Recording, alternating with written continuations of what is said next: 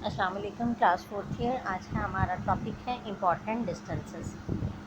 Distance में आज हम सबसे पहले डिस्कस करेंगे distance of a point from a line, यानी कोई भी आपके पास लाइन ड्रा की हुई है और ये कोई भी आपके पास पॉइंट है, तो इस पॉइंट का लाइन से डिस्टेंस इस तरह से भी कैलकुलेट हो सकता है, ऐसे भी आ सकता है, ऐसे भी आ सकता है। तो एक्चुअली हम कौन सा डिस्टेंस लेंगे, ये तो तीनों डिस्टेंसेस ही डिफरेंट आ गए, ठीक है। तो आमतौर पर कोई भी डिस्टेंस कैलकुलेट करना होता है तो वो तो हम परपेंडिकुलर डिस्टेंस काम करते हैं कि किसी भी लाइन का परपेंडिकुलर डिस्टेंस जो होगा किसी पॉइंट से, वो बेसिकली उसका शॉर्टेस्ट डिस्टेंस माना जाता है, ठीक है। लेकिन अभी हम इसका एग्जैक्ट फार्मूला फाइंड आउट करेंगे कि किसी भी लाइन का डिस्टेंस किसी पॉइंट से कैसे फाइंड आउट करते हैं। पॉइंट आपके पास गिवन है x1 y1 g1 और लाइन की इक्वेशन इन सिमेट्रिक फॉर्म आपको पता है जो होती है x minus Y A over L, Y minus B over M और z minus C over L. पहले हम लफ्ज़ यूज़ करते थे X naught Y naught Z naught, अब उसकी जगह पर ए बी सी लिखा हुआ है, तो इससे कोई फ़र्क नहीं पड़ता। इंडेक्स है आपके पास गिवन लाइन दी हुई है, आप ये आपके पास पॉइंट पी है जिसका आपने डिस्टेंस फाइंड आउट करना है, कहाँ से, इस लाइन ए बी से, ठीक है। तो आपके पास असल में परपेंडिकुलर डिस्टेंस शॉर्टेस्ट डिस्टेंस होता है, तो वो हमारे पास ये जो पी क्यू डिस्टेंस है ये आपका distance of a point from a line होगा। अब ए और क्यू पॉइंट के, अगर हमने ए पॉइंट ऐसा पॉइंट है जो लाइन के ऊपर लाई करता है, तो लाइन के ऊपर कौन से पॉइंट्स लाई करते हैं, ये ए बी और सी। तो फर्ज कर लिया ये ए पॉइंट वो वाला ए बी सी पॉइंट है जो लाइन के ऊपर लाई करता है, ठीक है। लाइन के ऊपर कोई भी और पॉइंट फाइंड आउट करना है, जैसे अगर क्यू पॉइंट फाइंड आउट करना चाहते हैं, तो तरीका ये होता है कि जो भी इक्वेशन इन सिमेट्रिक फॉर्म दी हुई है उसको equal to some parameter put कर दिया जाए, जैसे इक्वल टू टी पुट कर दिया जाए, तो यहाँ से x की वैल्यू दे दी जाए, तो x की वैल्यू क्या आएगी, a प्लस एल टी।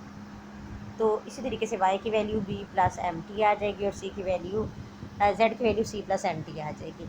अब आपके पास एल एम नहीं, यहाँ पे एल टी आएगा, ठीक है। यहाँ पे t की डिफरेंट वैल्यूज़ के लिए डिफरेंट पॉइंट्स निकल आएंगे जो कि इस लाइन के ऊपर डिफरेंट पॉइंट्स को शो करेंगे। For different values of T V have different points.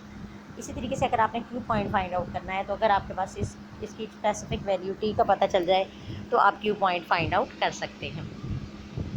Next है आपके पास आपने क्या किया है, ए पी डिस्टेंस मालूम कर लिया। ए पी का डिस्टेंस, ए पॉइंट आपके पास गिवन था ए बी सी और ये एक्स वन वाई वन जी वन गिवन था, तो ए पी का डिस्टेंस आ गया और ए पी की मैग्नीट्यूड भी आ गई, ठीक है, इस वेक्टर की।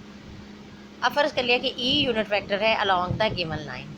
ये जो लाइन गिवन थी इसका यूनिट वेक्टर है ई, और ई का पता है आपको, इसको डायरेक्शन को साइंस इसके कंपोनेंट्स होते हैं, तो एल एम एन आ गया, ठीक है। अब ए क्यू वेक्टर अगर आपने फाइंड आउट करना है, ए क्यू वेक्टर, ये यहाँ ये वेक्टर है ए क्यू, तो ये किसके बराबर होगा, ए पी को ई के यूनिट वेक्टर से मल्टीप्लाई कर दिया जाए, ए पी को ई यूनिट वेक्टर से मल्टीप्लाई कर दिया। ये आता कैसे है, ये आपने जब वेक्टर एनालिसिस का पहला चैप्टर मैंने आपको कराया था तो उसमें प्रोजेक्शन ऑफ वेक्टर कराया था, तो आपने देखा था एक वेक्टर ऐसे था, एक वेक्टर ऐसे था। तो मैंने आपसे कहा था कि इस वेक्टर को अगर आपने इस डायरेक्शन में चेंज करना है, तो इसका तरीका क्या होगा कि आप जिस डायरेक्शन में चेंज करना है इसका यूनिट वेक्टर हासिल करें, जो आपके पास गिवन वेक्टर है, आप इस वेक्टर को इस नए यूनिट वेक्टर के साथ डॉट प्रोडक्ट ले लें, तो क्या होगा आपका, ये जो प्रोजेक्शन आ जाएगी, ठीक है, किसकी, ये वेक्टर चेंज होकर इस न्यू डायरेक्शन में आ जाएगा।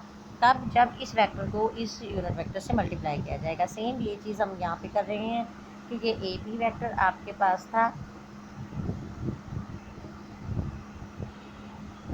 ए पी वेक्टर है आपके पास इस तरह से, और आप इसको इस लाइन के अलॉन्ग करना चाहते हैं, इस लाइन के अलॉन्ग यूनिट वेक्टर है ई, तो आपने क्या किया, इस ए पी को इस ई के साथ डॉट प्रोडक्ट ले लिया, ये चीज़, तो ये आपके पास ए पी चेंज होकर ए क्यू हो जाएगा, ठीक, ये ए पी था और ये ए क्यू हो जाएगा।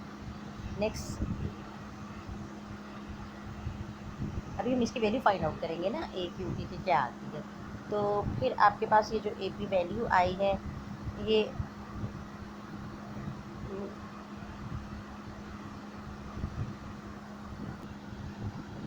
ये आपने ए पी डॉट ई किया, तो ए पी के वेक्टर में क्या था आपके पास, X one minus A, Y one minus B, Z one minus C, ठीक है, और डॉट आपने ई लिया तो एल एम एन के साथ था, तो आपने इन दोनों का डॉट प्रोडक्ट ले लिया, ठीक है। जब डॉट प्रोडक्ट लेंगे तो पहला कंपोनेंट पहले से मल्टीप्लाई हो जाएगा, दूसरा दूसरे के साथ और तीसरा तीसरे के साथ, तो ये देखिए यहाँ पे आपने मल्टीप्लाई करके दिखा दिया। तो यहाँ पे आपके पास ये X one minus A into L आ जाएगा, Y one minus B into M आ जाएगा, Z one minus C into N आ जाएगा।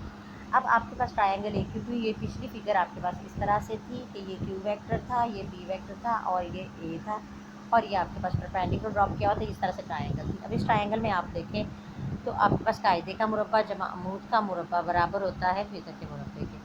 ठीक है, तो आपके पास ए क्यू का स्केयर अगर लिया जाए और प्लस ए पी का स्केयर लिया जाए तो ये इक्वल आ जाता है पी क्यू स्केयर के। ठीक है, और यहाँ पे सॉरी पी क्यू का स्केयर प्लस ए क्यू का स्केयर करेंगे तो ये ए बी स्केयर के इक्वल आ जाएगा। ठीक है, ये अमूद है, ये कायदा है, इन दोनों के स्केयर का सम इसके स्केयर के बराबर आ जाएगा। तो अब आपने क्या लेना है, पी क्यू डिस्टेंस लेना था, यही था ना, ये पी आपका पॉइंट था और ए क्यू लाइन थी, और पॉइंट का लाइन से डिस्टेंस पी क्यू के बराबर था और हमने पी क्यू ही फाइंड आउट करना था। तो पी क्यू फाइंड आउट करने के लिए आपने क्या किया, एक तरफ पी क्यू रहने दी और बाकी इक्वेशन को उठाकर दूसरी साइड पर ले जाकर माइनस कर दिया। तो आपने जब इनकी मैग्नीट्यूड्स के लिए तो स्केयर आ गया और यहाँ पे स्केयर को ख़त्म करने के लिए आपने इसका जज़र ले लिया। ठीक है, तो ये देखें ये चीज़ आपके पास ये आ गई, अब आपको समझ आ जाएगी। नेक्स्ट है आपके पास कोप्लेनर लाइंस कौन सी होती हैं, एक ही प्लेन के ऊपर जो लाइंस लाए करें वो कोप्लेनर लाइंस कहलाती हैं। और इसमें होता क्या है कि if the coplanar lines are parallel the shortest distance between them can be obtained by finding the perpendicular distance of any point on one line to the other line. अगर लाइनें पैरेलल हैं तो हर पॉइंट का दूसरे point से distance एक जैसा ही रहेगा। तो आप किसी भी पॉइंट का दूसरे लाइन से डिस्टेंस फाइंड आउट कर लें तो वो परपेंडिकुलर डिस्टेंस ही होगा। If coplanar lines intersect the total distance between them is zero. अगर कोप्लेनर लाइंस एक दूसरे को इंटरसेक्ट करती हैं तो इनके दरमियान जो बिल्कुल शॉर्टेस्ट डिस्टेंस होगा वो ज़ीरो के बराबर हो जाएगा, यानी एक पॉइंट ऐसा आएगा जहाँ पर उनके दरमियान कोई भी डिस्टेंस नहीं रहेगा। नॉन कोप्लेनर लाइंस, अगर लाइनें एक ही प्लेन पर लाई नहीं करती तो फिर देखें चाहे वो टेढ़ी मेढ़ी भी हैं तब भी वो इंटरसेक्ट नहीं करेंगी, क्योंकि वो तो लाई ही डिफरेंट प्लेन्स पे करती हैं। The lines which are not coplanar are called not coplanar lines. These lines neither intersect nor parallel, ये ना तो एक दूसरे के पैरेलल होती है ना इंटरसेक्ट करती हैं।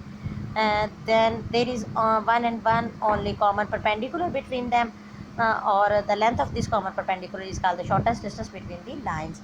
इनके दरमियान लाइनों के दरमियान जब भी आपने डिस्टेंस लेना है तो आप क्या करेंगे, परपेंडिकुलर डिस्टेंस ही काउंट करेंगे, तो तब आपके पास इसका डिस्टेंस आ जाएगा। क्वेश्चन नंबर 1 है आपके पास, ये आपने फार्मूला यूज़ करना है, जिस पॉइंट ऑफ डिस्टेंस मालूम करना है किसी भी पॉइंट से किसी लाइन का, find the distance of a point from the line. तो लाइन में हमें एक तो क्या चीज़ें चाहिए, इसमें देख लें L1 L M और N चाहिए। ठीक है, L M N क्या है, इस लाइन की डायरेक्शन कोसाइंस। तो पहले सिमेट्रिक फॉर्म में चेंज करें, अगर डायरेक्शन रेशोस दी हुई हैं तो ये फार्मूला लगाकर L M और N फाइंड आउट करना है। ठीक है, दूसरी चीज़ हमें चाहिए A B C कौन सा पॉइंट है जहाँ से लाइन पास करती है।